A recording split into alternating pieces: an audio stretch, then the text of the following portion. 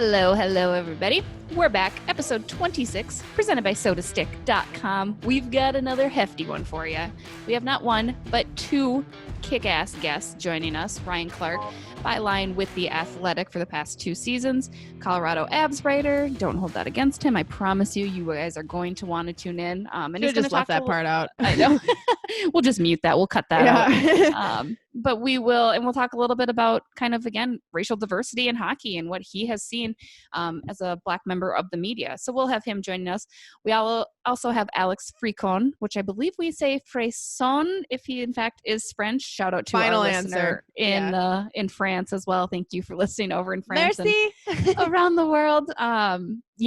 He is a really awesome dude. He's taken part in this league called the Friendship League for the past couple of years, where they have traveled to places like North Korea and Kenya and Turkmenistan to play some hockey and just kind of integrate in that culture and improve that hockey kind of is a great sport to unite people. So great guests going on. You're going to want to stay tuned and listen to all of that awesomeness. And then obviously Dear Diary with Alexis as well. Before we get to all of it, we got news, guys. There's stuff happening. Hockey's starting to turn a little bit more. Just your classic mid-June hockey news, baby. You know how it goes. The news that we've all been Fred's waiting. excited. Yes. Fred's like, we can finally talk. This is what we wanted the podcast to be about, was hockey, I swear.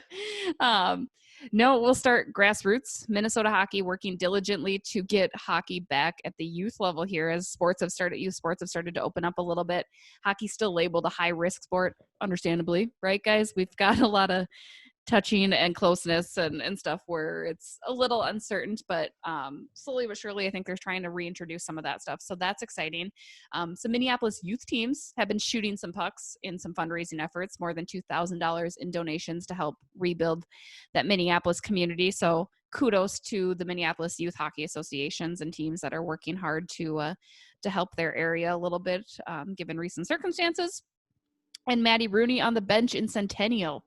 In case you guys don't know, Maddie Rooney, Olympic goaltender. She, which you should know. We shouldn't have to tell you that. Shouldn't have to tell you that, but for you people that are like, who's that? I got you. I got your back. Don't worry about it. She is on the bench with Centennial next year, so that's exciting. More female coaches getting involved in the game. That's the grassroots stuff. That's just the beginning of our news today, guys. All very exciting, but I know what you want to hear. You want to hear about the NHL. Because you like the NHL. Yeah, we know what you came here for. We know what you came. You know what? We're here. We're here for you to tell you that Phase 3 is in effect. Training camp opening up July 10th. Duration still TBD, but big news, Alexis. That means we're inching a little bit closer. I'm still I still got half my breath held in my mouth. I've let out half of it. The other half is still being held. But it is exciting to see the steps being taken to move forward. And, it gives us something to be excited about every time they announce something new and, hey, we're going forward with this. Here's a new idea for this. So it's fun keeping up with all of it because we don't have much else right now in the sports world. So, it's one step closer. And I think kind of the projections are mid-August is when the season would finish out, I guess, is what they're saying. Yeah, I mean, they're hesitant to obviously say anything because with everything, it can all change so quickly. But I would imagine, because you still want to give your teams enough time, because remember, you're jumping right into the playoffs, and you don't know. Guys right now are allowed to be practicing at open facilities as they see fit. Minnesota Wild, for instance, the Tria rink is now open this week, I believe. Still quite a few guys not in Minnesota, so there's that to be considered. But guys that are here, you've got James Van Riemsdyk in the area, who is allowed to practice kind of at the facility here in Minnesota, along with any other guys here that decided to come home. So kind of good. So guys aren't going to be out of shape come July 10th, but again, they're going to have to bust some butt and get going and get into gear to get playoff ready.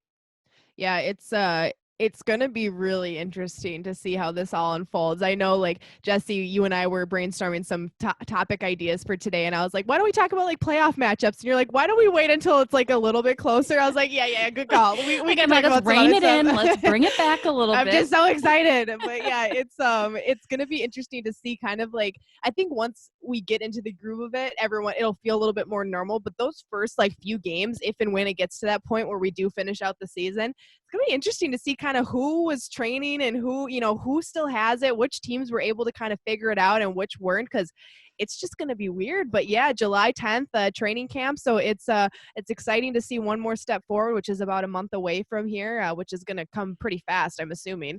And before we know it, hopefully we're moving into the phase where we're actually seeing some games. Right. How long do you think these players actually need to train?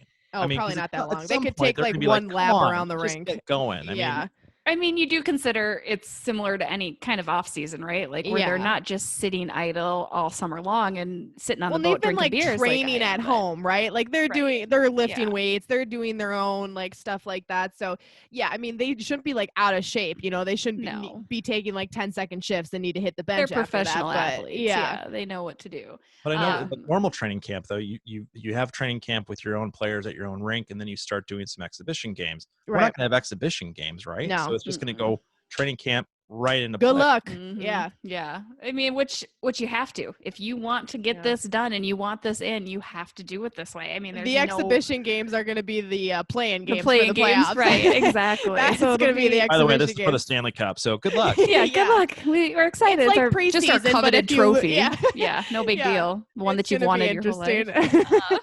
No, it'll be interesting. It's going to be interesting too. Again, even in regards to training camp, we don't know what that means for media members at all. They continue to do different Zoom calls. We have a Zoom call with Matt Dumba that we'll get to in a little bit here. But it's interesting because the NBA announced that they are going to lock up their media in Disney World there, and not pay. I think that's the bigger issue too, is they're not going to pay for those accommodations that they're requiring media to do, which possibly might filter out some of the media that were like, no, but you already have a small group that needs to probably be there. And for you to say, hey, you need to be here and we're going to lock you away essentially and not pay for that, it's kind of like a big timeout. Yeah. It's at Disney too. It's at, right. So it's like how much access to Disney do you actually have? Do you get to ride a monorail? Can you, and I don't, can you be locked with your family? Like I joke, we have a group of NHL writers that we all kind of chat once in a while, and people are like, oh yeah, with kids, I'm not going to volunteer. I'm like, I volunteer as tribute. I would love to have like a little bit of time away. And I say that because then I really think about it. I'm like, but really, I couldn't do that for the next 2 months, right? Like I could not do that to my husband. And it just, a week. Like, okay. Yeah, right. Like I get some sleep in my bed. No, it seems that's a long time. And again, we don't know what it looks like for media clearance anyway, in regards to some of the return, but it's interesting to think about, really. Yeah. Y'all in though, being locked up? I don't know. I've been locked up at home. Might as well be in Disney World. I mean, shoot, at this point, sure, I guess. But yeah, I mean, it's interesting because you look at it and you think, well, that's the NBA. But then you think, well, if they're doing that for that, what are they going to do for the NHL? Like, how is that going to look for other leagues? So then it's like, we laugh about it, but like that could be us in a month. No. So, I mean, I don't know how that's going to kind of all unfold, but I mean, we're lucky. I like the rest of our fellow beat writers, Sarah, Dane, Russo. Sure, that sounds fun. Yeah. Fallness, everybody, it'd be a great time. Yeah, Fallness and Russo locked up together sounds like a nightmare for them. But yeah, I mean, it would be fun. We'd have a good time. It's just they got to do what they got to do. I mean, if the fans want to watch at home, this is what media has to go through to get that to you. Or if you want to read a story about guys. it, yeah. So it is what it is, and things could still change as the summer unfolds here, and they try to figure out kind of the dynamics of how all this works. But that's a long time to be locked up, and after already being locked up at home and whatnot. So it's just like kind of quarantine part 2, I guess, for some of these people. And it's all about safety for everybody, from staff to players to trying to make it work. So I get it. Obviously it makes sense. But it just sounds extreme. Like it's like, all right, this is what we're doing. And it'll be interesting to see what the NHL does as far as following suit. We had mentioned they're still doing Zoom calls right now. Again, something that might carry on when the NHL resumes, because we don't know what that media availability will look like. But we had a Zoom call with Matt Dumba. If you guys missed it last week, he and a couple other NHL players, including JT Brown, Chris Stewart, Stewie Run, we miss you, I love him. Evander Kane, Akeem Alou, they came together and formed the very first Hockey Diversity Alliance, which is not directly affiliated with the NHL. Mm-hmm. It's kind of an independent as of now, but working closely with the NHL, obviously, given the players that are involved. But he had some really great things to say.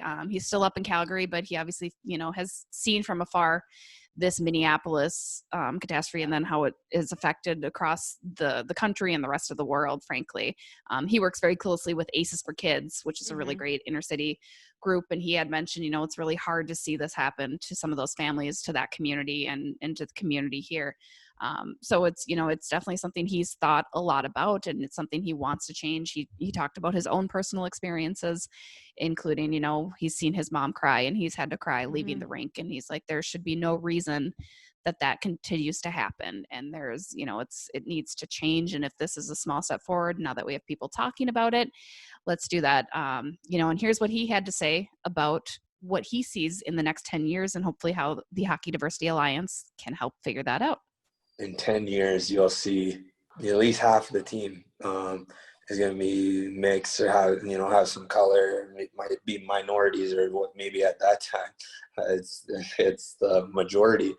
But I think the game itself, just being able to have more people a part of our game, include more people, the game has grown so much already in the last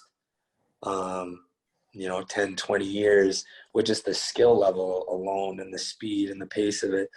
If we keep including more and more people and growing our game, I can only see our game just growing to like new heights, new levels. And hopefully by that time, kids will only hear the stories of what the others, some of us had to go through to get where we are. And, they can look back and see us and all the people who, get involved with what we're trying to do. See us, as kind of pioneers for a sport and people who, got rid of something that was so negative in our game.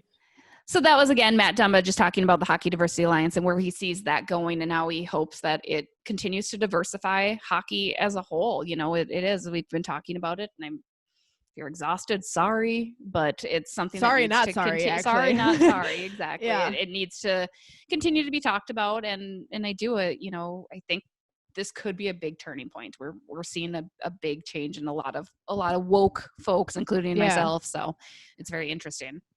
Well, and I think the cool thing about it too is that, you're taking guys from different teams and different, it's not just one person on one team trying to do something. It's a group of people, and they've started reaching out to some female players and stuff and trying to just grow this alliance and bring attention to it. So I think that to me is what impressed me the most about it was a group of people coming together and saying, we're going to do something about this instead of just one person, which one person is powerful as well, especially someone who's in the spotlight and in the general public like that.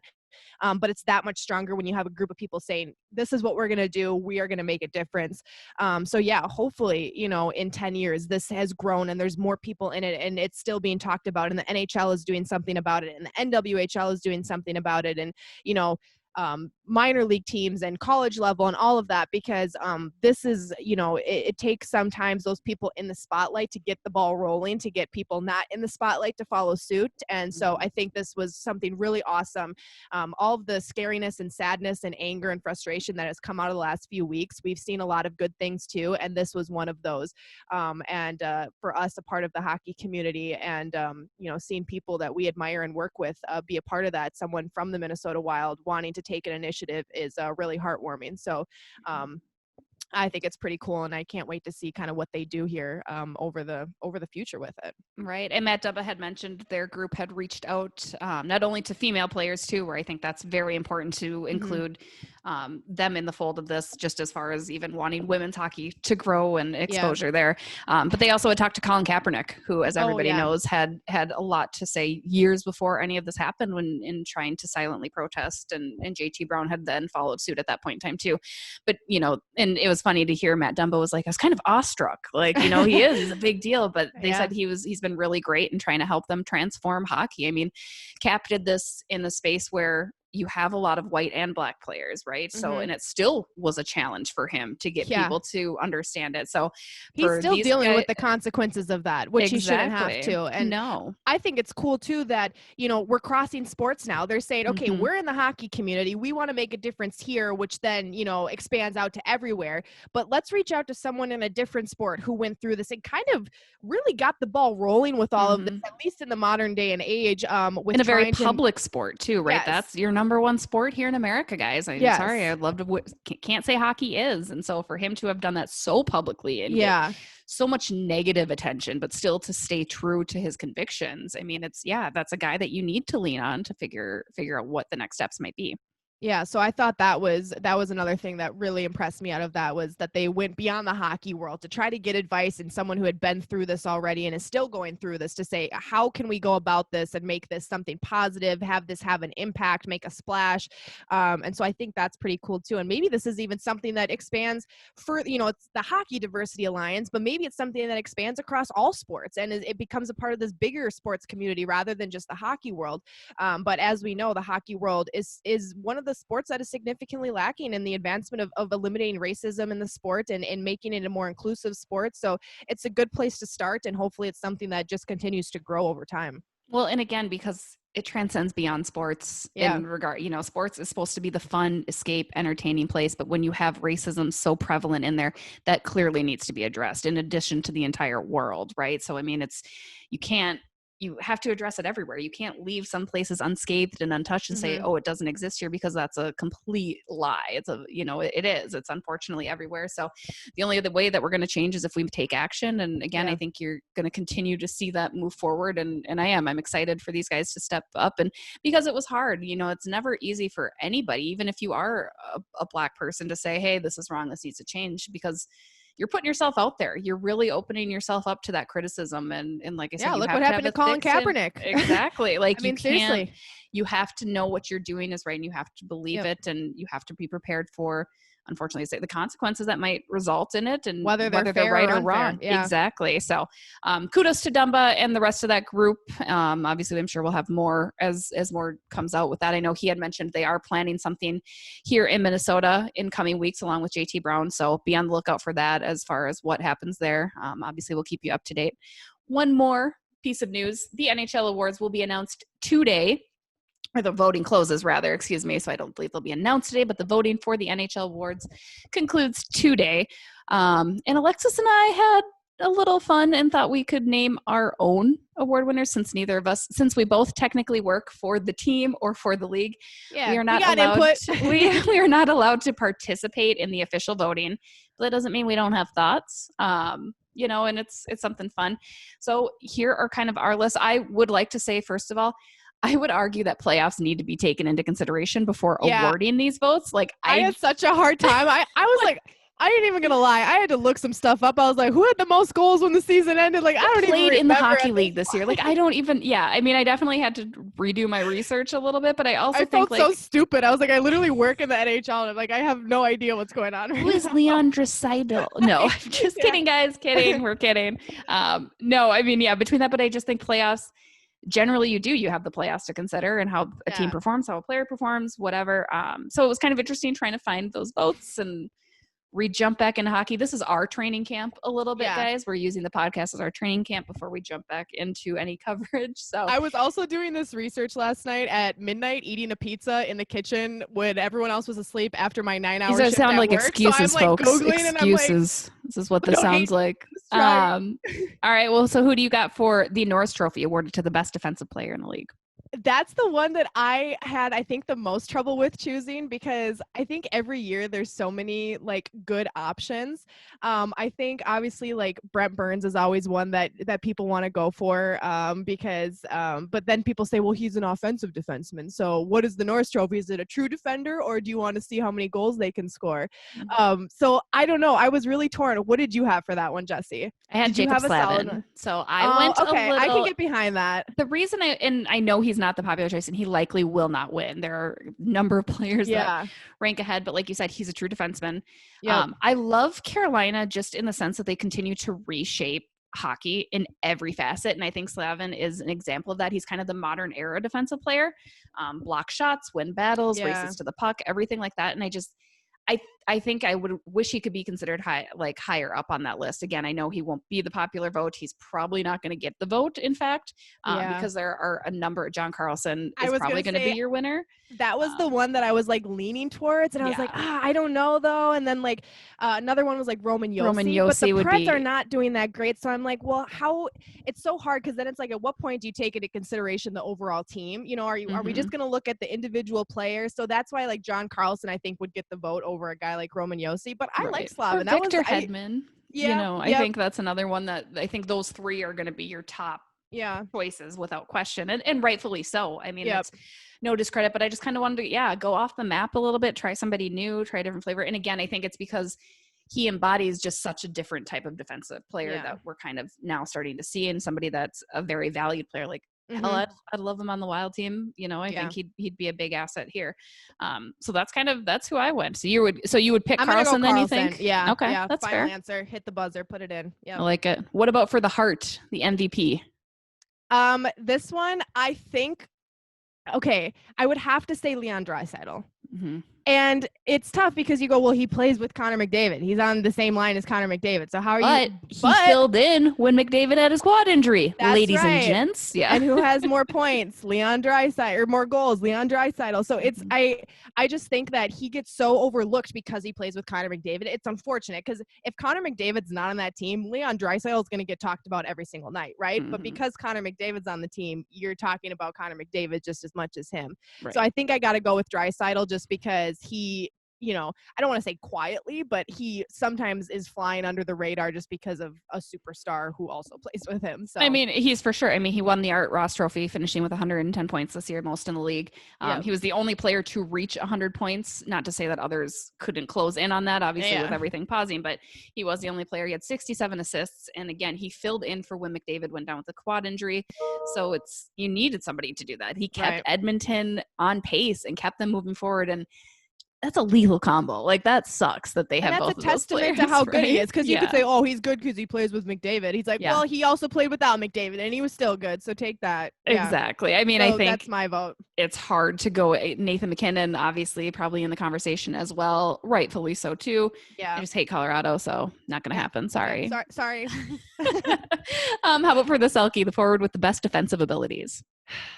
This one is another one that I had a little bit of trouble with because I think this one could go a lot of different ways. Tell me who you had first. I feel like you don't like talking about defensive players, and that's why you're avoiding picking anything. Like, I love defensive players. They're my favorite type of player. I was a defenseman. Like, I love talking defense. Or offensive defenseman. I have a harder time talking about defensive offensemen.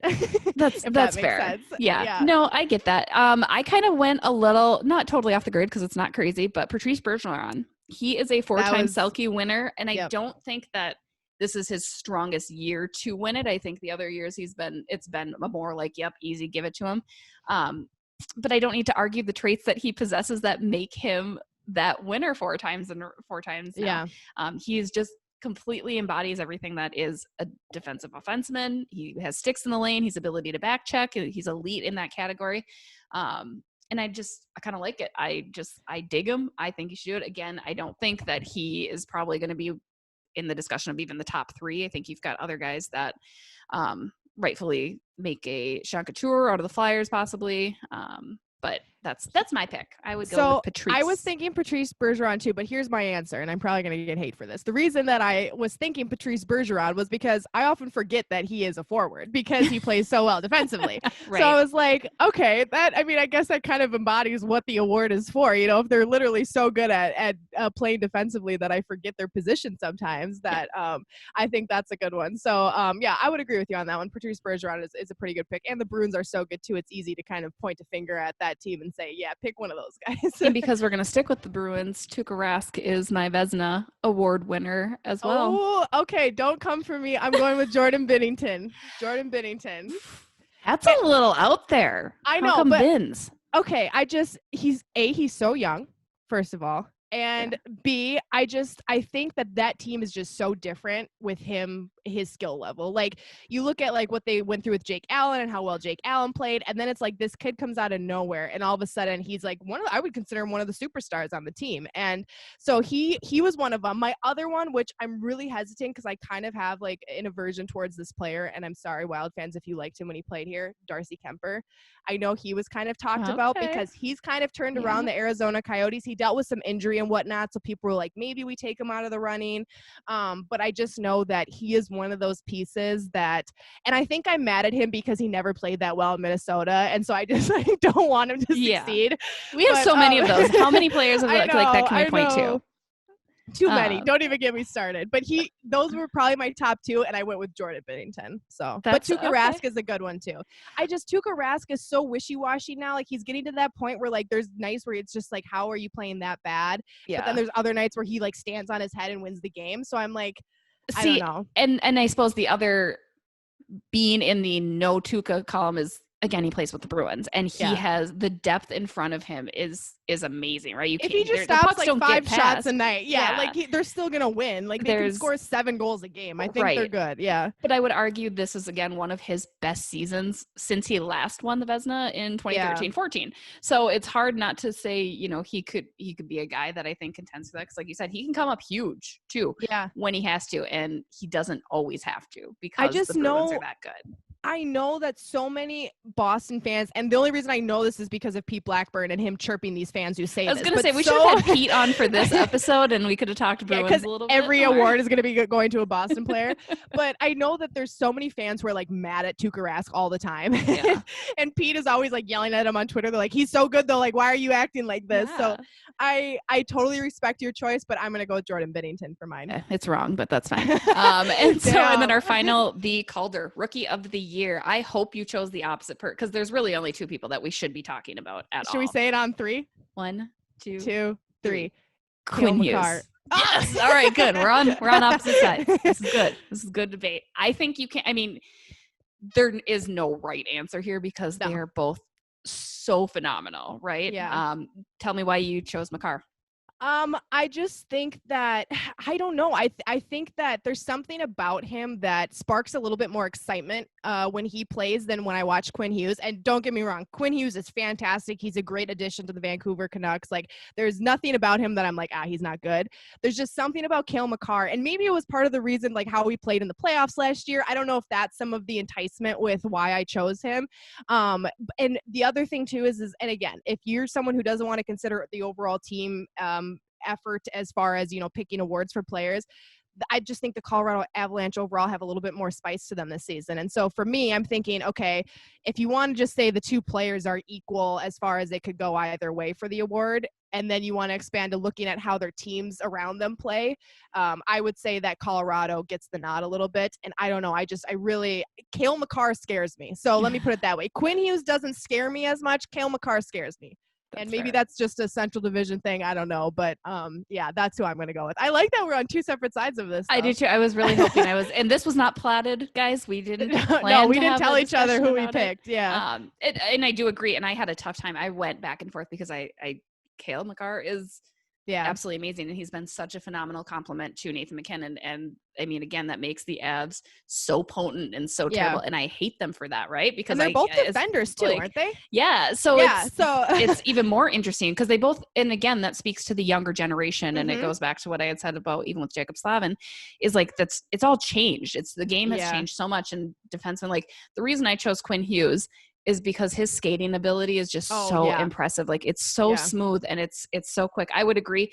He's a little less exciting than Cale. I think he's a little bit smaller too. Even when I've had the chance to interview both of them, Quinn's very dry, and it like took me a long time to like pull anything out of him, even talking about his childhood. And obviously because he's got, I don't know if you guys know his brother. He's got a famous brother that plays hockey too.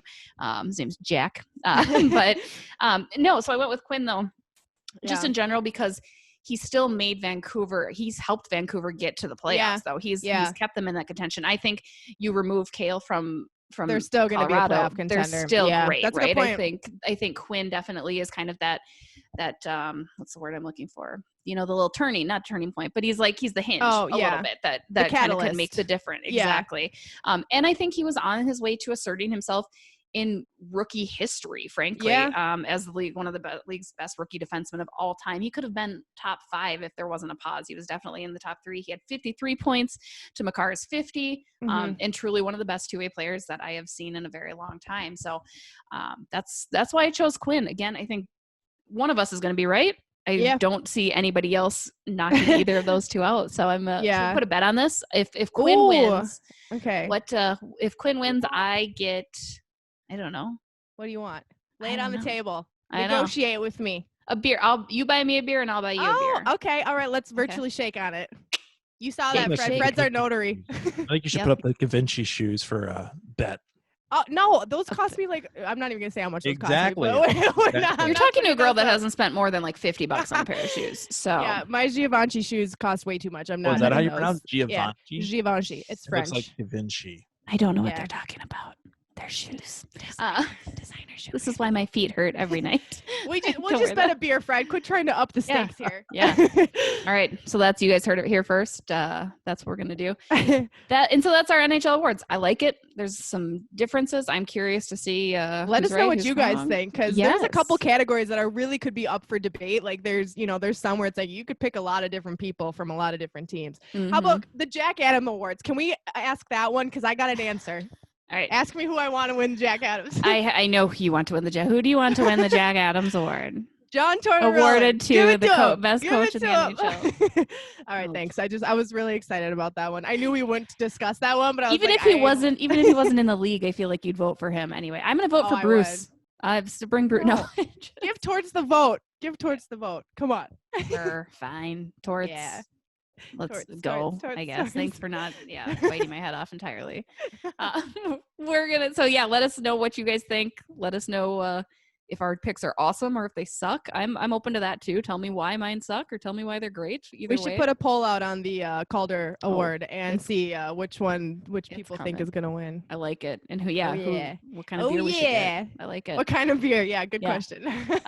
We're gonna take a quick break before we get to our guests, and before we do any of that, gotta give a shout out to our presenting sponsors, sodastick.com. They have been doing some amazing stuff. They always do. They always it doesn't even surprise me anymore because they're just a great company. They actually had raised money for a senior, kind of an adopt a senior situation where they gave them some man cave stuff and a $300 donation toward his college career or whatever he may choose to do. So that was really cool. They've also joined a lot of other local entities in these Better Together shirts. I know, Alexis, you ordered. I got mine. Got to get mine in with all proceeds going to Lake Street and the businesses affected in Minneapolis and rebuilding that community. So again, they've been doing that. You can order that either on their website or we'll share that link as well. And if you just want some sweet new summer gear, they've got a new golf hat clip and golf ball markers, because who doesn't love hitting the links? It's a socially distanced activity that you are allowed to do. So get out there and get that. Once you're buying things on sodastick.com, do not forget to slap down that Bardown Beauties code at checkout for free shipping. And get at it. Get after it. Let go. We'll be right back.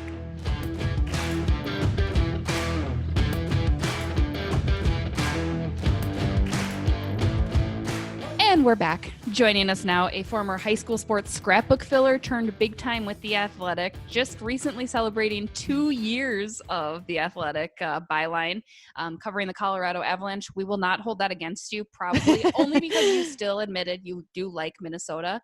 But aside from the Avs stuff, we're so happy to have you join us, Ryan. Thanks for coming on. Hey, no problem. Thanks for having me. In fairness, I said I love Minnesota. I mean, my wife is from there, so I need to be smart in that regard. Remember, kids, it's all about kissing babies and shaking hands and being likable until you're not. Exactly. And I have to say, you are certainly one very likable guy. I've had the chance to interact with you when you come here into Minnesota, and I love hanging out with you, dude. You're so much fun. That's why I wanted to have you on. Obviously, and the podcast viewers can see this. Ryan is Black, so there you guys have it. Really? As a hockey writer. That's huge. I know, right? I need to go call my dad and be like, yo, look, we need to have a conversation. No, I'm kidding.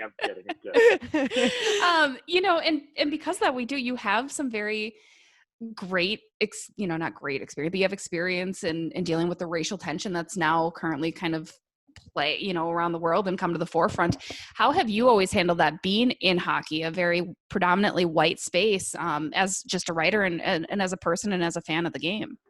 You know, I think the thing is, Jessi, it's kind of more about just understanding that everybody's on the same wavelength when it comes to this issue, because it is complicated and it's difficult, and it's something people may want to acknowledge. It's something people may not want to acknowledge.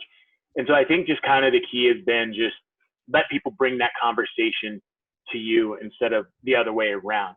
And if it's someone who wants to have that discussion, regardless of what their view is, you know, you sit, you listen, you just try to be patient, because the way you kind of have to look at it, and I've said this a lot lately, is it's like math, where for people who've been around it and talked about it for several years, if not their whole lives, for them, 1 + 1 is 2. But if you're just now getting into this conversation and you've got questions, you see numbers, you see a plus and minus sign, you see variables, quotients, exponents, whatever, but you don't know if you're doing basic math or advanced calculus. And so with that being said, it's about showing a level of patience, but like anything, patience is finite after a while. Well, and how, you know, we've seen some change in this past week alone in the hockey world, which is a good step forward. And we're further ahead than we were, you know, 50 years ago, 100 years ago in the hockey world. But how do we continue to become more inclusive in the hockey world, especially at the professional level, which is on such a big stage, not only among the athletes and the staff, but for, you know, media people, writers? How does that become more inclusive as well?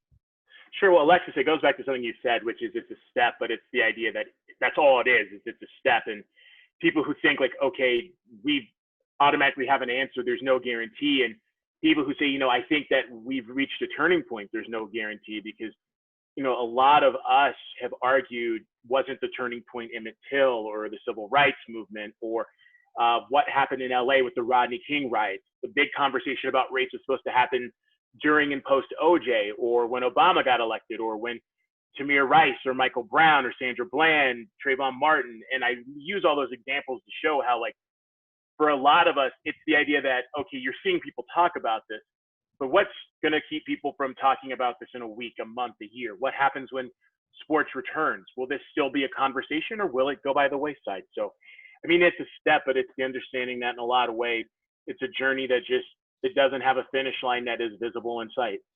So do you feel personally that this was a turning point? I mean, you use the phrase turning point, and I know a lot of people have said that they feel personally that this is a step that is going to lead to bigger steps moving forward, and something that is not going to fade away. Do you feel personally that this is a turning point, or do you fear that maybe people are just taking this as a moment in time and are going to try to go back to how things were, which is what we should not be doing? We need to go away from how things were. I mean, that's a hard question to answer, just because as someone who's writing about this and covering this, you never want to give an opinion on anything you write. And I've said this too, like when you're the black reporter writing about race and racism, like you definitely don't want to give an opinion, because you don't want someone to see your byline and go, oh, I know what this person thinks. They're going to have a bias. Why do I care? Because they probably didn't get both sides. And the sense of kind of how people perceive it, I think that's really the $20 million question, because what made this so different, and I've used this analogy before, is it's kind of been like Tiger King. And what I mean by that is when COVID happened and everybody was indoors, Tiger King was the one thing everyone talked about. Whether you watched it, you didn't want to watch it, it just spread to the point where even the president was being asked questions about it. With what we saw with George Floyd, it was a 9-minute video that everybody was able to either watch, heard about, saw bits and pieces. And even though things are slowly reopening, COVID is something that it still kept people indoors, to where I don't care what your feed is or isn't, it's unavoidable. Whether you feel like a change needs to be made, things are fine, or you don't care about change, it's something that lots of people from different backgrounds and walks of life are certainly discussing. So it's definitely more in the mainstream, it feels like, than, let's say, in some ways, Michael Brown, because even though Ferguson was a big deal, you didn't see these sorts of level of protest around the world, or even in small towns like, you know, Bangor and Fargo. So for now, it's too difficult to say. You know, you had mentioned, you know, being a Black byline and not being biased, but you have been afforded some opportunities. There's been some really great articles. What have you learned in writing some of this stuff, and how have you, I mean, obviously you're a professional and there's no question about that, but how have you kind of maintained that same kind of approach? Like, hey, I'm just a writer doing my job as always. And yes, I happen to be Black, but how have you maintained that? And tell us a little bit about some of your stories that you've been writing. Sure. I mean, I guess to answer that latter part first, I mean, I think it's like you said, it's with any story. You just kind of look at it as you're a journalist, you're asking questions, you're ready to hear whatever people have to say and just explain it to where not only is their point coming across, but in a perfect world, readers are able to take what's learned and they say, okay, I'm going to do whatever I want with this information.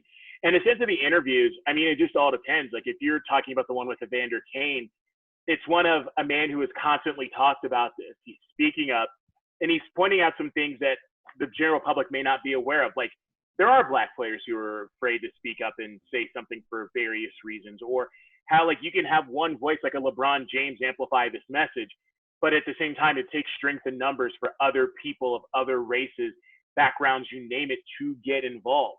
Whereas when you look at some of the conversations, you know, that have been held with white players about this, the two that really come to mind are probably Tyler Seguin and Brian Boyle. And so with Tyler Seguin, he made these points of like, I was like, I watched this video, but then I went and did more education about why this is a thing and why this happens and why people feel angry and there's this raw emotion. And it led to him saying, like, I want to do more, and not just me, but the Dallas Stars. Mm-hmm. With Brian Boyle, it's the idea of like, he wants to do more, but he needed to look inward first and say, I had Black teammates in college, and one of them was quiet. And he was like, you know, even as I say this to you now, I'm starting to realize that maybe they were quiet for a reason because they possibly didn't feel like they could be themselves. And it's these conversations with JT Brown when they were in Tampa and how he was like, how is it that someone I have so much in common with, we get treated so differently? And that's just kind of been the thing, is it's everybody's personal experience in the sense of how it relates to this moment, but more really how they're internalizing, but moving it forward, whether it's actually taking part in the demonstrations, whether it's speaking out about it more actively, teaching your children, whatever the case may be. You know, and you bring up kind of a great point, because you do talk about the white athletes who are speaking up now, and it seems like they are so heavily praised. And yay, look at Tyler Seguin, and he's changed and he's doing all this. JT Brown did this years ago. I mean, is it almost kind of, it's interesting and almost maybe a little bit frustrating to see, okay, well, it took these, I mean, obviously we're aware that it takes everybody to raise awareness, right? But is it interesting to see how differently it's treated now that you do have guys like Tyler or Blake Wheeler or Brian Boyle and some of these white athletes saying this, whereas when it was just the Black athletes or Akeem Aliu talking, it seemed to kind of still fall by the wayside. What are your thoughts there? It's interesting, but in some ways maybe not surprising, because when you had the Black players talk about it, it was maybe kind of viewed in a vacuum of this is what they're talking about. But again, it's that idea of a week or two or even the next day, will this still be a discussion? Whereas if now, when you're hearing from figures people just didn't expect to talk about this, that's when it kind of becomes, I think, clear to more people that, wow, this is a conversation that it's not going away, or it does not appear it's going away. And maybe that needs to be highlighted. But when you look at the Tyler Seguin video, and to your point, players like JT Brown have been discussing this for years. Evander Kane, especially Akeem Aliu, over the last 6 months, it raises a fair question. Where was that level of attention in video for them? And it kind of goes back to what's been the blind spot people have talked about, not just with the NHL, but with hockey as a whole, which is when you're making these decisions, are you really kind of looking at everything?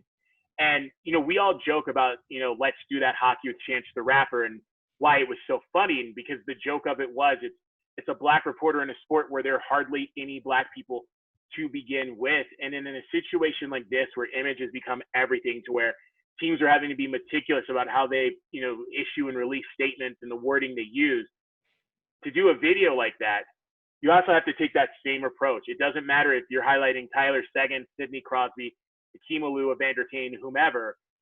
There has to be the approach of, if you're going to do this, be meticulous, because this is a subject that there is honestly more gray area than people realize. Well, and another thing that happened this week, which was a good step as well, and a step we haven't really seen at the professional level for hockey, was the Diversity Alliance that was formed among some of the players in the league. What is your opinion on that? Talk about that a little bit, and kind of, we obviously learned about that this week, and Matt Dumba, Evander Kane, some of the other players who were involved in that, Chris Stewart. Do you think that is something that is going to stand long-term and really benefit the league here? Seeing what it does is, I think, Alex, is going to be really the $25 million question, in the sense of, it's not just that alliance, it's everything that's involved with this conversation and determining the future. Like, nobody knows what it's going to be, because again, it's the idea that we're talking about it now, but what's the end result? And I think that's going to be the challenge for a lot of people, is when this is a fight that for some has existed for hundreds of years, and it's a fight that some are just now waging, those who've been in it long enough know that this is something that's going to go on forever in a lot of ways. For those who are new may not realize that. And so what this alliance could do is, it could not only, I think, highlight these issues, but it leads to these conversations being had in mass, not only just in dressing rooms, but higher ups. Because again, like in higher levels, because yes, we can talk about dressing rooms all we want, but when you look at the committee that the NHL has put out, where it says we're going to approach it in 3 different ways, where we're going to have presidents and general managers and so on and so forth. How many Black general managers are there? None. How many people in a front office role, like president or someone who's in a board of governor position, is Black, let alone a person of color? Not many, if any.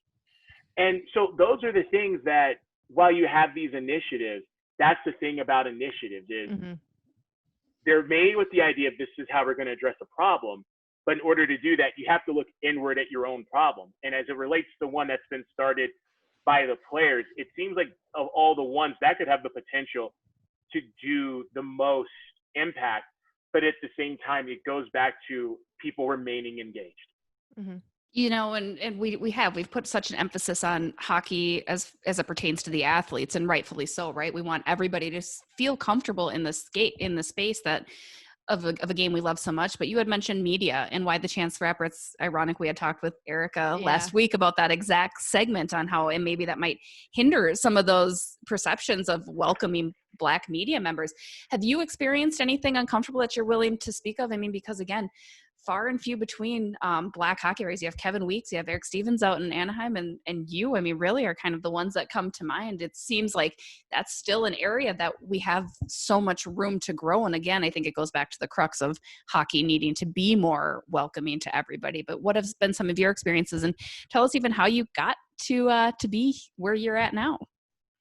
I think in terms of the experiences, I mean, look, there are times you walk into arenas and visiting media looks at you, whether it's beat writers or broadcasters, like, who is this? And I think you can kind of tell the difference between you're looking at someone for people watching purposes versus just you're trying to figure it out in your head whether or not you like this site or you don't like this site. And maybe that's too strong a language, but that's just how it comes across. I mean, arena personnel, you get it quite a bit. I won't say the arena, but there is a case earlier this season where I walked past a security guard to go use the restroom in a different part of the event level, and I again walked right past him, and then I'm walking back, and he's like, "Excuse me, do you have the credentials to be here?" And it's just like, "Yeah, I do." And I showed him, and I was like, "And I just walked past you," and he had this look, and I just said, and some of it was out of frustration, like, "I know why you're asking. Just be honest with why you're asking." That's all I want. And it happens, and it's happened in places, but at the same time, like, there have been some really good people I've met. I mean, I know you and I kind of DM'd about it, and I'll share it, but like, there have been times where it's like you go into arenas and you just don't feel like you're welcomed. And so, I mean, to see you, it's been great. Russo, not so much, because with Russo, it's like mirror, mirror on the wall. Who's the prettiest writer of all? It's you, Russo. You're great. And it's like, like the other day we were talking about exercise bikes, and he was like, "Here's a photo of my exercise bike," and I'm like, "No, here's a photo of your awards in front of your exercise bike." We get it. Pretty Mike, on par. Yeah. Yeah. I mean, like, trust us, we get it. You're secretly the Wizard of Oz behind the wild green curtain. But to be serious, I think in terms of just kind of how you get more diversity in this game, it's a challenge, because I think the thing that people got to realize is, while some people say, "Let's do this and let's have it," others are going to say, "What's the point? You know, this looks like affirmative action." And that's a very real conversation to be having. And so in terms of just kind of how you do it, that's the $1 million question. But as far as why I did it, I've always loved sports. This was what I wanted to do. It was between this, chemical engineering, stockbroking, and at one time a CIA analyst. But this you were all over the map. Yeah, geez. Yeah, just what it was is in middle school, we did a project about like money and stockbroking, and in 2 weeks I made $3 million. With engineering, it's just something I've always wanted to do and have an interest in, and with CIA analysts. So, yeah, I actually speak Russian, not as fluent as I used to be, but my background in political science is in Eastern Europe, Russia, and former Soviet Socialist Republics. So it was an interest area of mine. But so of all of those choices, which are you would be very well off and have a lot of money in the bank, you chose sports writing, where you are broke like the rest of us, pretty much, right? Yeah. I mean, I have Russo as my agent, so life is good. But to be serious, look, it was just something I've always wanted to do, and with hockey, I grew up a fan of the sport, and just I don't know, I love being at a football field, a baseball diamond, a basketball court, but there's just something about being at a rink that's just there's a piece that comes with it that I love. Only to then watch people brutally assault one another for the purposes of a 60-minute game. I was going to say, and final question before we do let you go. I know we had talked about it, and we continue to talk about it, that it's a step, but there's still so much further to go. What does it look like 10 years down the road as far as diversity in hockey and continuing this conversation? Because again, we've kind of been here, right? We've seen this happen and we've seen it kind of peter off. And how do we make sure that there is still this forward movement and there's this continued change and this continued conversation? Because like you said, I think for white folks, we don't have to have this conversation. We're very privileged. That's part of the white privilege. We don't have to talk about race. We can ignore it, and that can be just what it is, right? I mean, how do we continue to be allies, and how does everyone really come together to say, hey, enough is enough? Maybe the best answer is just the continued awareness. Because in terms of, again, how people think or feel about it, there's too many variables, and there's no uniform answer. But the closest just might be continued awareness. And again, it's all on how much people want to actively have these discussions. And not only that, but just making sure you don't have these discussions when something happens. Like, pick a random day in November to have this discussion where people may not expect it, but it's right there. And it's like, but that's just it. It's like, it's an ongoing discussion. So that would probably be maybe the one thing that people who are interested in wanting to keep this conversation going could do, is just, it's realizing that it's awareness, and it's awareness that just, it doesn't take a day off, really. Right. Well, again, Ryan Clark, how do we continue a conversation with you? Where can people find you? Where can they follow you and read your stuff? I'm sure many of our Wild fans will not read anything that you write. I apologize for that, but maybe once in a while, maybe when they advance in the playoffs and play each other, right?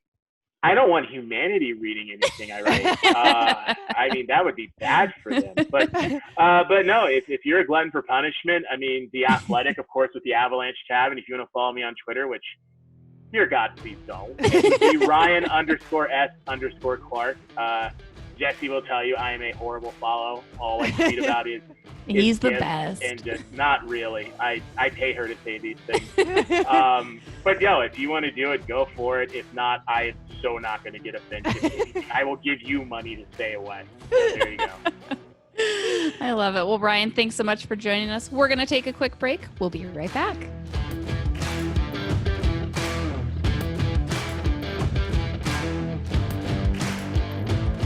And we're back.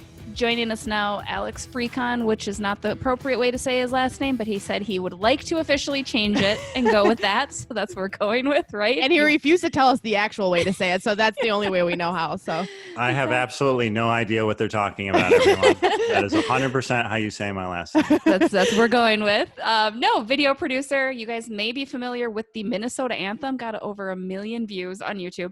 But beyond that, hockey traveler extraordinaire and hilarious dude. I kind of like that the best. That's my favorite description of you. Hilarious dude. A lot of pressure. I know, right?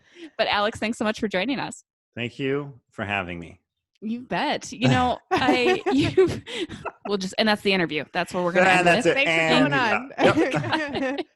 Play them out. No, you've done so many cool things. And one of the favorite things that I want to talk about is the Friendship League, which has taken you to 3 different countries, including North Korea, Kenya, and Turkmenistan for hockey.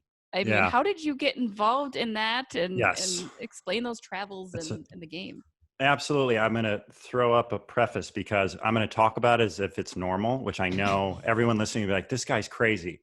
Just trust that I was at your point too. Like, I thought it was crazy. It's just been so normalized. So now when I talk about it, I'm super casual. But going way back to 2017, I was just on the internet, where all great things come about. And I was on the Minnesota Wild subreddit, and someone had posted, all it said was, who wants to come to North Korea to play hockey with me? And I read it. I was like, okay, that's clickbaity enough. I'll bite. And I clicked on it, and it was a link to the Friendship League, this website. And it was showcasing a trip to play hockey against the North Korean national hockey team in North Korea. And the first time I saw it, I like X'd out, thought nothing of it.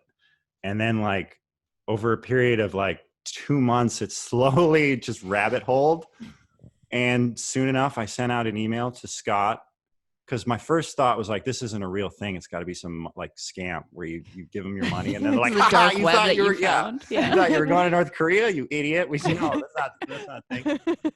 But I started emailing Scott, and I think, after like 75 emails, and that's like, I still 75. Have the thread. Yeah, it was just back and forth. Like, I asked every single question I could think of. I decided to do it. And so I went out there, and I was in the country for 10 days playing hockey. And after that experience, it was so profound. And I was so in tune with kind of the message of the group, Friendship League, that I just kept traveling and going to these unique places and meeting people I'd otherwise never meet and connecting with them through the game of hockey, which has been really rad. To say the least, right? Yeah, I mean, that's a good way to put it. What was your hockey background before? I mean, growing up in Minnesota, were you? Great question. So his first time was in North Korea. The funny thing is, there was a kid who that was his second time skating. He was from Canada, and that was his. I remember saying this to someone, like, of all of the places, like, okay, not only am I going to go to a country to play hockey, but I'm going to play a national team, and I'm going to do it in North Korea, and it's my second time skating. But anyway. So you're saying Alexis and I could do this then? 100%. That's where we're learning.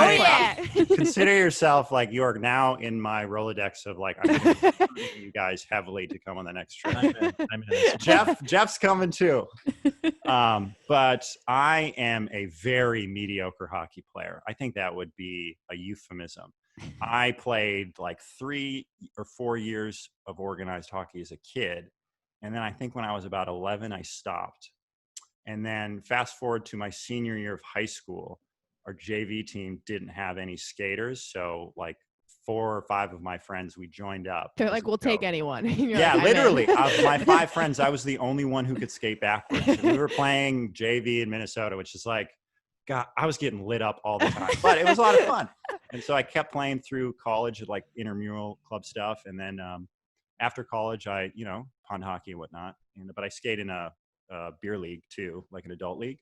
So I'm mediocre. Long story short, Alex equals mediocre. Well, and what about, when you went to these countries? I think for at least us in America here, when we think about hockey, you think of, North American hockey, you've got Canada, right? The United States, you've got, some European countries come to mind, but you're going to some places that aren't the first place you think of when you think of hockey. What was the hockey scene like over there? And was there anything that surprised you one way or the other once you got over there and kind of saw how all this unfolded? Yeah, so obviously each country is different, Kenya being the most unique. But I can say for North Korea and Turkmenistan, those teams very evenly matched, so much better than me. I think from having talked to a couple of people who went on the trip with me and then, brainstorming, like, what would we compare them to?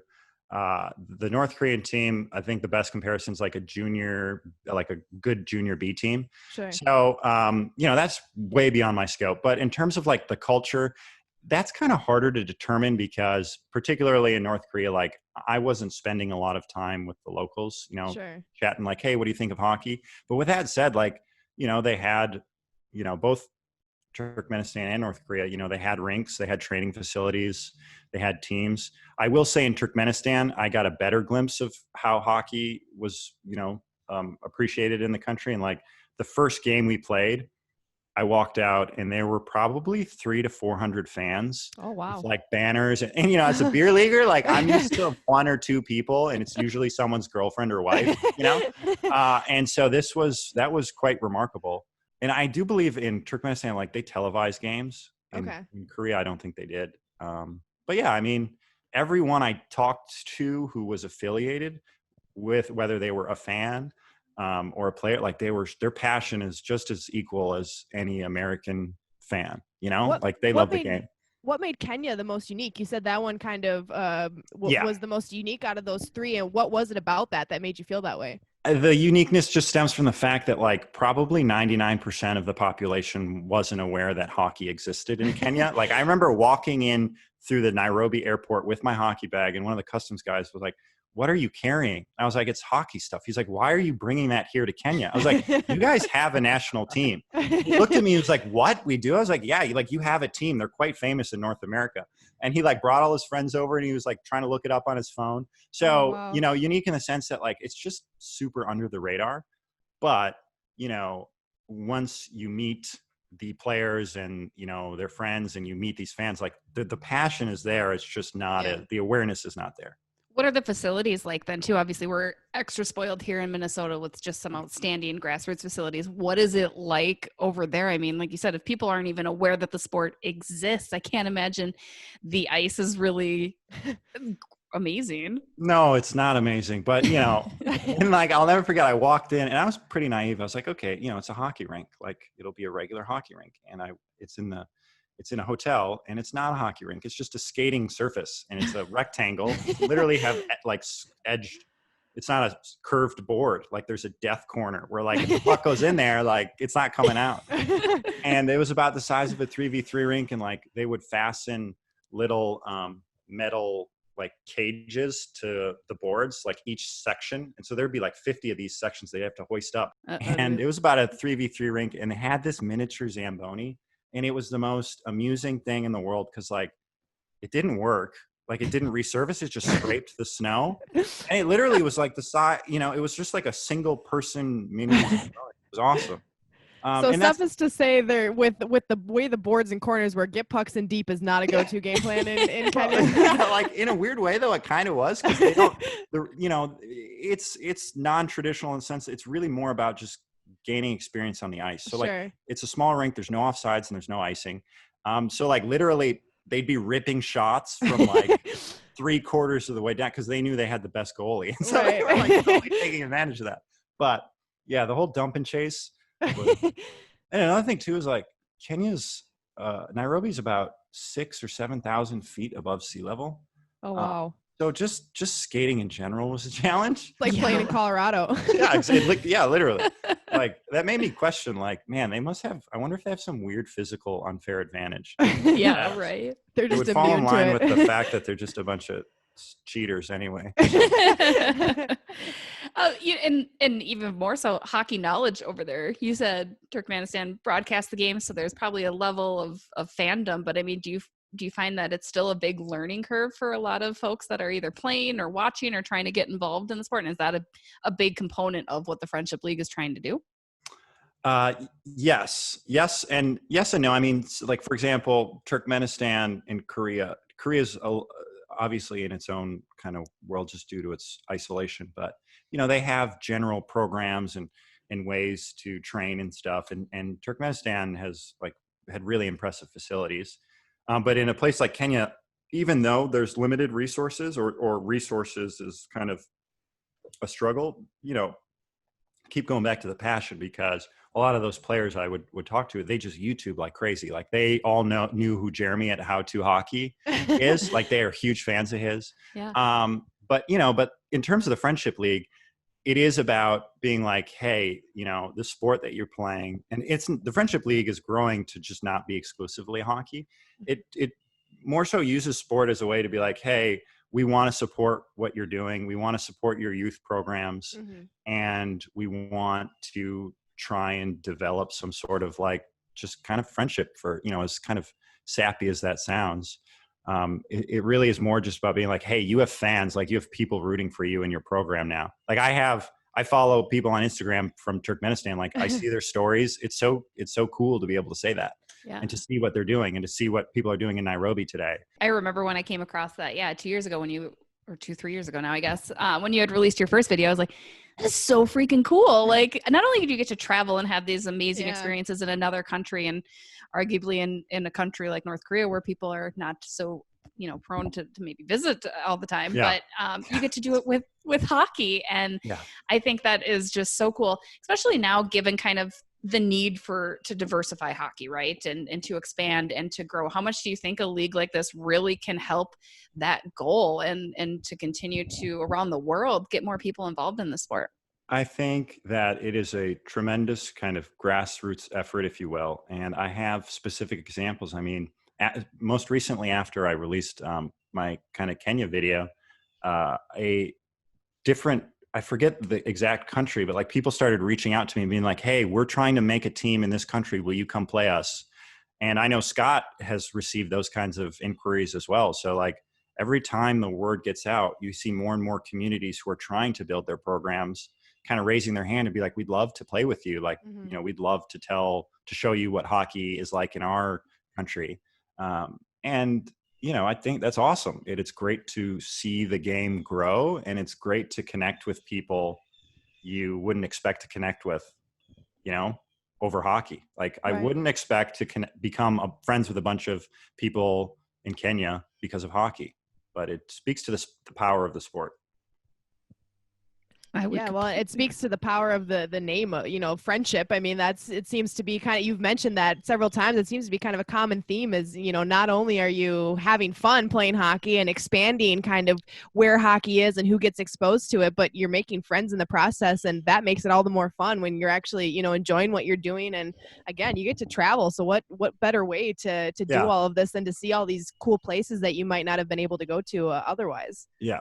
Absolutely. I think the Friendship League has kind of taught me there's truly a difference between like visiting a country and being a tourist, I could have just gone to the run of the mill sites in any of these countries, but the fact that I get to like spend time with people and learn about their families and they show me like places in the country that they really like. It's a much different, you feel more invested. Like you feel like you're not just going there to take. Like, oh, show me everything you got. And then I'm going to pack up and leave. We go with the intent of trying to do something positive and, goodwill. And that gesture can go a long way in terms of like building lasting friendships. Yeah. Well, you're integrating yourself into their culture a little bit. Like you're taking the time to truly get to know what they're going on and how they're able to do that. And I think it's also a way to say like, we're not all so different either. And, in the grander scheme, like you like hockey. Hey, I like hockey too. That's great. Let's go play a pickup game. I suck. You suck. Oh, good. Let's all play together. Right. Like, I think it's just so freaking cool. Now that we've traveled the world with you, I want to bring it back local for our local listeners. Blake Wheeler, you had mentioned to me that you have Blake He's so excited. I love Blake Wheeler. He is probably one of the nicest guys I have ever met. And he's just wonderful. Tell us your Blake Wheeler story time. Yes. This isn't something that comes up all the time, but I was actually lab partners with Blake Wheeler my junior year of high school. So for an entire year. So you went to Breck. Yes. And for an entire, I don't recall how we got paired up, but I was admittedly a bit of a wise guy in high school. A lot of chirping. I couldn't see that at all. Just incessantly chirping. And Wheeler was the perfect target in the sense that like, he was known for he kind of had this like mystique around him. Like he was a really good hockey player.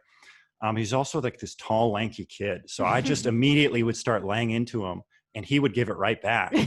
As I soon learned, he's an extremely intelligent dude. So like, to give you an example, I would love to lean into the trope of like, he's a star athlete, maybe not the most academically sound person. So we'd get these like lab instructions and I would do so. Like I turn to him and be like, okay, Blake, we have to take the beaker and fill it with liquid and like just be super condescending. And he'd turn to me and be like, hey, Alex, can you remind me what grade you're getting in this class? The joke being like he was significantly outperforming me in every single class. So he would vehemently deny this, but we became pretty decent friends. Or at least I thought we were. And he That's left. what all my friends say about me too. Exactly. Yeah. So he left to go play in Green Bay, and everyone was bummed because he was rad. And After he took you to the state tournament, though, let's not forget, right? Correct. After he led you guys there, then he left. He did his part, I think. I think he hit the century mark. He scored like 100 points in like 29 games. It was ridiculous. We would go to games and bring bags of old hats because we knew someone was going to score a hat trick. It was usually going to be Wheeler. Anyway, so he left, and like I mentioned, our JV team was just, there's no one on it. And so I joined, and I remember chatting with him on AIM, and I was like, that's going to date me like crazy. On AIM, that makes me so happy. Same age, man. Yeah. And I was like, dude, I'm going to take your number. And he was like, don't you dare. Don't you dare. That's good. And, the joke being like, that number's going to get hung in the rafters. So I moseyed on to the athletic office, and I was like, hey, I need to grab a hockey jersey. And I'll never forget, the guy was like, he's like, cool. Yeah. What number do you want? And I was like, yeah, I'll take 17, please. And he just stopped, and he just looked at me. And then he was like, you want number 17? I was like, yeah, 17, please. So he like slowly walked, he grabbed it, and he's just looking me up and down the whole time. And he like hands it to me, and off I go on my merry way. So for 2 games, I got to play in Blake's jerseys. Well, they swapped out the uniforms after 2 games. And at the end of the season, when you had to return the jerseys, I couldn't find the set. And so Classic. the school, I couldn't find them. And so the school was very adamant about me returning that specific set. And I was like, guys, I'm trying. I can't find it. And like, they got really sneaky about it. And they it was supposed to be, the fee was like $100 a jersey.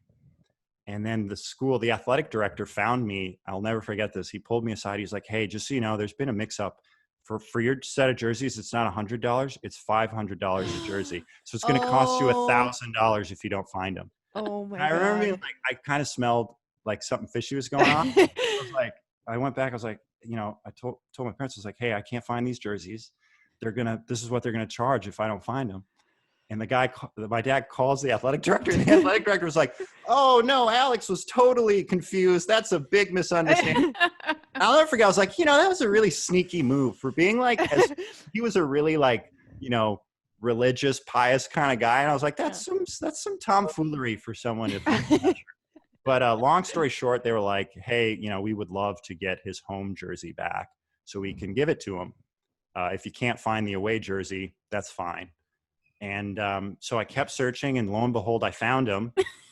Returned the home jersey, held on to the away jersey, and it now sits in my closet. And for a long time, for a few years, I'd keep, chirping Wheeler and being like, hey, man, you going to sign this thing? And he hated that because he's a very humble guy. He was like, dude, stop. And so that's on my bucket list. One of these days, I'm going to get him to sign this. So Blake, if you're listening, which I'm sure he does every single week, we have a jersey that we'd like you to sign. Yes. Just tell him, if you ever see him again, Jessi, just be like, there's a rumor that someone has one of your high school hockey jerseys. And he will do one of 2 things. He will either completely ignore you, or he will just shake his head. I'm picturing the latter. Every time I bring up something that because I'll hear little things. I've actually been talking with his parents for a couple different stories, and they are just fantastic too. And I'll say something that his mom will say, and he'll just go shake, and because he's a bigger guy, and it's just kind of funny. So I'm excited for this moment. How he is legit. He was extremely intelligent, and he obviously still is. You can see in his interviews, but he's a tremendous dude, and I always respected the crap out of him, and I just would love to chirp him because he could have physically destroyed me in high school. And it was so amusing for me. What was his AIM handle? It was Blake Wheeler 0-1 or something like. It was really kind of lame. Nothing cool like wheels or like. And I found out I forget, like another weird way of chirping. Like I found out his middle name was James. So I exclusively called him James, which he hated because everyone would be like, "Why? Like, is that your?" And he'd be like, "Yeah, that's my middle name." So I'd always just be like, I would AIM him. I'd be like, "Good evening, James." And he'd be like, "You're such a tool." But he's a great dude, and I have him pegged for the Hall of Fame. A lot of people might disagree, but I think he's going to do it. I think he's an awesome player. He's a really good dude. I think, Jessi, you can attest to this. You've talked to him. He's rad. Like he's legit. Mm-hmm. Yeah, no, I do mean it. And I mean, again, there's so many really nice people, but Blake is just, like you said, he's very down to earth and he's humble and he's a great leader. I think that's what makes him such a great leader. And, and he's smart too. You can see that, like you said, in his interviews, even in the way he's been outspoken in regards to these racial discussions too. I think that's been really great. And that speaks to the type of person he is. He truly believes in these convictions and he wants to make a change. And it's really, really cool to see. And what a fun connection. So did you have to pay them the $100 for keeping the other one, or did they say, no, fine, man? No, we paid the $100. A couple of lawns had to be mowed, and sure. That's the cheapest Blake Wheeler jersey anybody's purchased. I know. And it's a legit, like, it's a cool, it's basically, they used the Bruins. It's basically the Bruins logo. Oh, right. And then it's a good throwback. I've thought about wearing it to a Jets game, like when the Jets play the Wild, just to see. But I was like, is that kind of weird? Like that's kind of a tool move. I don't know. Maybe one day. Dude's wearing his high school jersey back in the day. Like, just what is this guy going? Pounding on the plexiglass, like, sign this. I haven't forgotten. Actually, that could be a really cool moment. Like that would be really, if he did see you, like, oh hey. He's like squinting in warm-ups. He's like, is that who?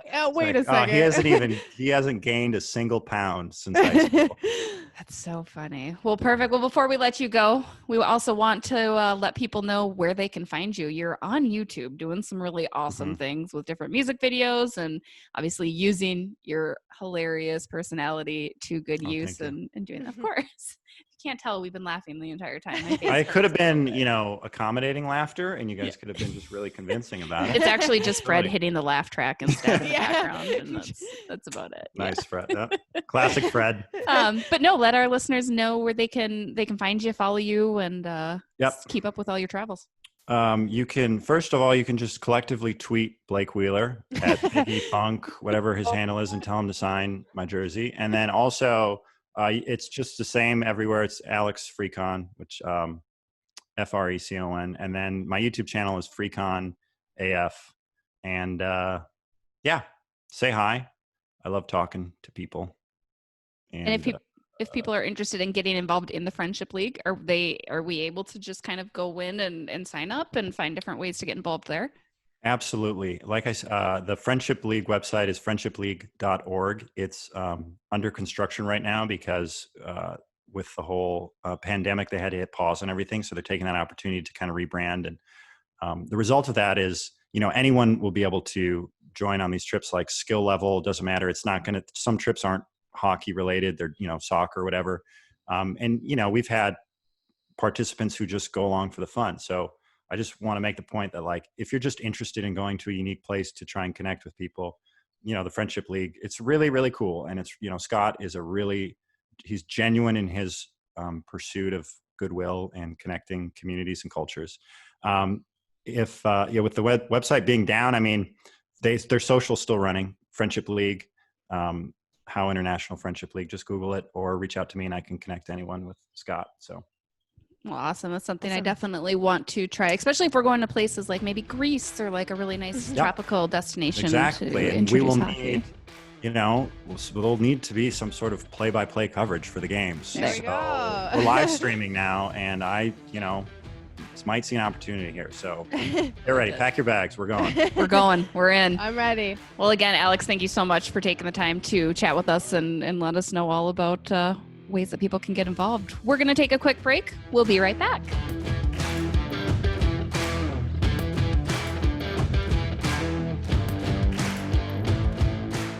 Thanks again to Ryan and Alex. My face seriously does hurt from laughing with both of them. Like, they're hilarious. And Back-to-back entertaining guests. What more could we ask for? I mean, seriously. I mean, we're done. Our job's done, I think. Yeah. I think we're sold out at the best. So Yeah. it was great. That's thank it. you No to more them episodes both. from us. Yeah, great insight again into two kind of different topics, but similar in a way. Yeah. Because again, we're just trying to grow the game, whether it's media, hockey, around the world, in the States here, whatever. So thank you to both of them. We'll be in touch and have them on. We got to definitely have Ryan back on to talk some abs stuff anyway, eventually. So let's stir the pot, baby. Bring them back. Exactly. And to close things out, thank you for listening, everybody, because we've gotten to the Dear Diary with Alexis. Wild versus Devils, March 20th, 2009. The name speaks for itself, everyone. They really are devils. That's it. Fred, you said we were heavy. I was trying to keep it short and sweet. You literally, when you were like, what, 12 years old, went to a diary and just said, this is it. One sentence. And She had 140 characters. She couldn't go over. I was pre-tweeting. That's not even a tweet. Look, for anyone who's that's a tweet. watching on YouTube, this is like a long rant I have right here. I'm saving that one for yeah. Fred, I did a lot of work to prepare these, and you're just bullying me for my one sentence rant. Yeah. Hey, red is a bad one, and green is like a happy one. It's a lot of red. It's a lot of red on that page. I'm saving that rant. It's an offsides rant that I went on against the Rangers. I'm saving that for like a real spicy day, like a boring news day. That anniversary episode. The 50th. I dig it. Well, again, thank you everybody for listening. Hopefully you had as much fun as we did recording this, because it was a great time. Always appreciate you.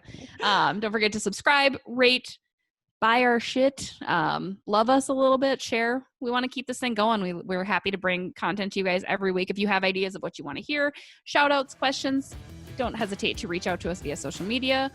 All those platforms available, or email bardownbeautiespod@gmail.com. Do it up, guys. As always, thanks for listening. Be kind to one another, and we'll talk to you later. Bye, France.